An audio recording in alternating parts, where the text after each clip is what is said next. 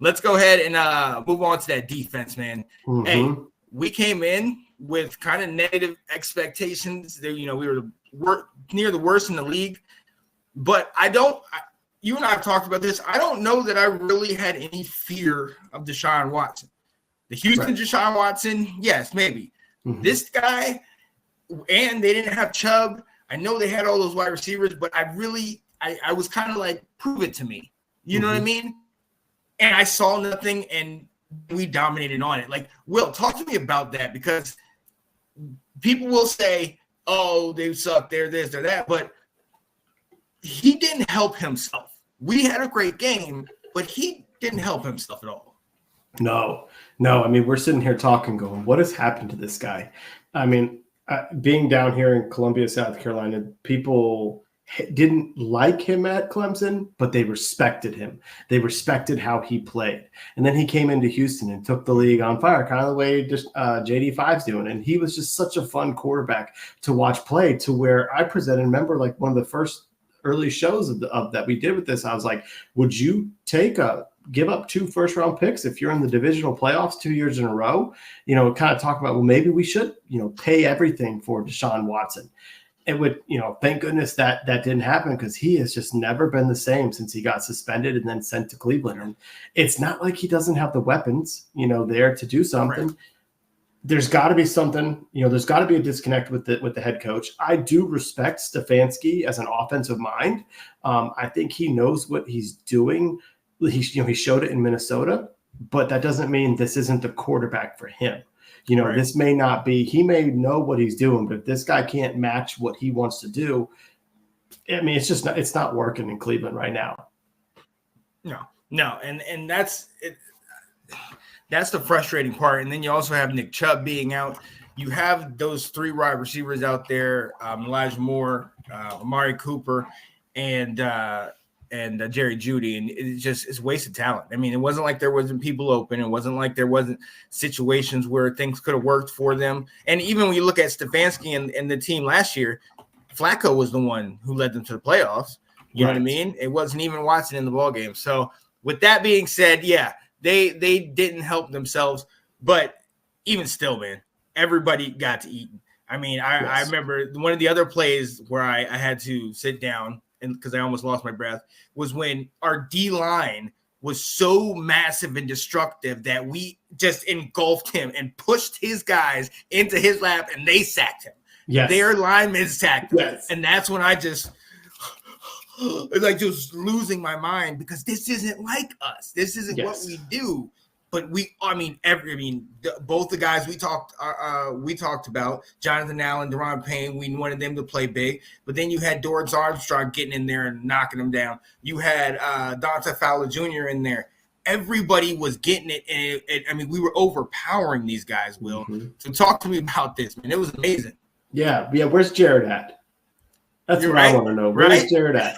Because let's see. Dorrance Armstrong had 1 sack. I actually thought he was involved in more sacks, but stat-wise, they only gave him credit for 1. Right. Dante Fowler had 1. So he kept asking us on week 1, where are those ex-Cowboys? Where are they doing? Mm-hmm. Armstrong has had back-to-back really good games. Let's go. Putting some pass rush on. Frankie Louvu. We've been asking. He was the guy we were kind of most excited about going into the season on defense, with the additions they made.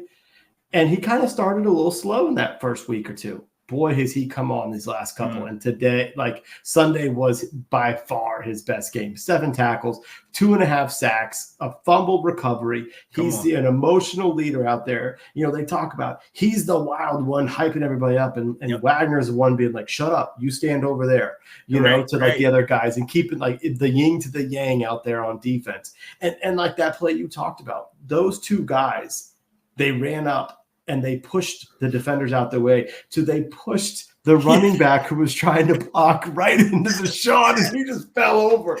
They bitched him so bad on that play. Yeah, I don't know how else to say it. I just laughed while I was sitting there.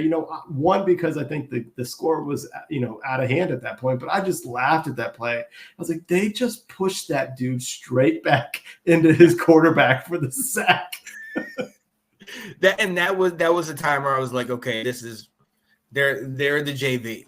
You know what I mean? Yes. We're the varsity, or we're playing Yes. like that. And I mean, we talk about our guys being together. One of my favorite parts of the game, early on in the game, Deshaun Watson's running out, scrambles out on the third down, runs over to the sideline, and you see Samerstill come, and Watson's still in bounds, and Samerstill gives him a little chuck, and then Watson gets up and pushes him.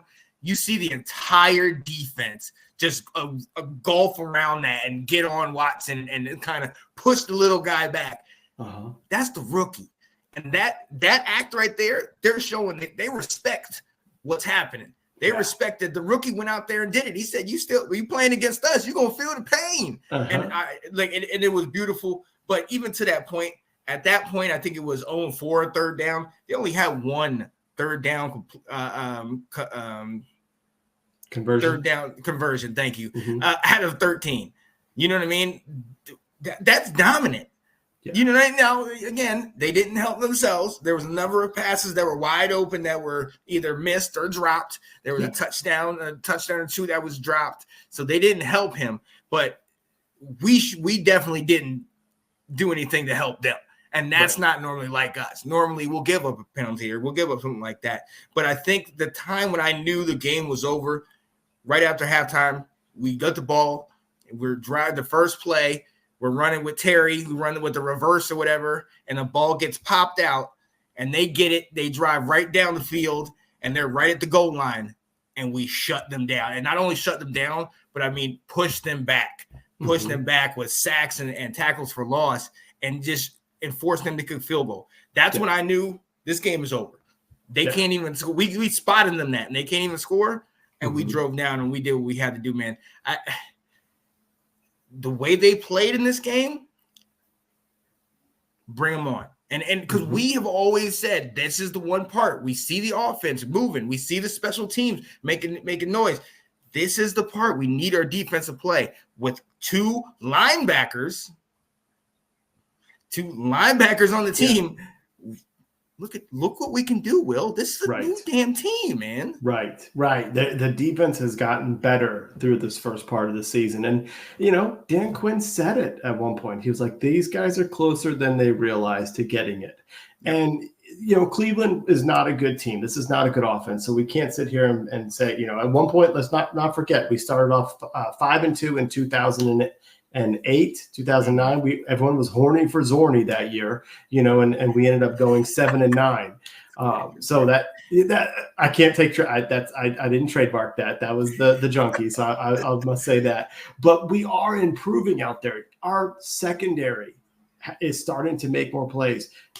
Credit goes out to the guy you talked about earlier who popped Watson. Mike Samerstill has transitioned to outside linebacker.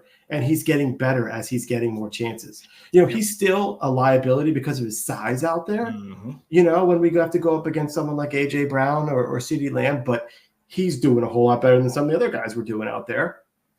St. Juice is being that solid corner we've always seen that he could be out there. Not spectacular, but solid. The guy who comes in on nickel, Noah Igbenogany. There we go. Igbenogany. He's playing well. I mean, he played the third most snaps among all defensive backs, so they're getting him involved in the rotation. He's the only one that was playing well all throughout. Like we've always heard his name, even in the Tampa's game. He was one of those under realized signings that they brought in, and that's stepping up, kind of like a Zacchaeus, that under the radar player that they brought in. And you're starting to hear Jeremy Chin's name a little bit more, I hadn't heard him for the first couple games, and I was really excited about him. And then my guy, he dropped a pick, but Quan's all over the place. So the secondary is starting to play a lot better, and that was what we were concerned about. Oh yeah, absolutely. What's going on? Ab was on Facebook saying what's going on. Nice. Oh yeah. So no, yeah. To your point, It was a good look. It was a good look. We're playing together. To your point about Wagner kind of putting everybody in their spot, we just seem like we're playing connected. Yeah. They weren't and obviously Chubb is not in, so they had Ford in there. Even still, even with all that stuff, I truly believe what we displayed in this game is something that's going to benefit us down the line. Will, let's go into. Do you have anything else? Any? Because there's no negatives. No, no negatives on defense. Yeah, it's like I'm good this week. That's a positive thing. I like that.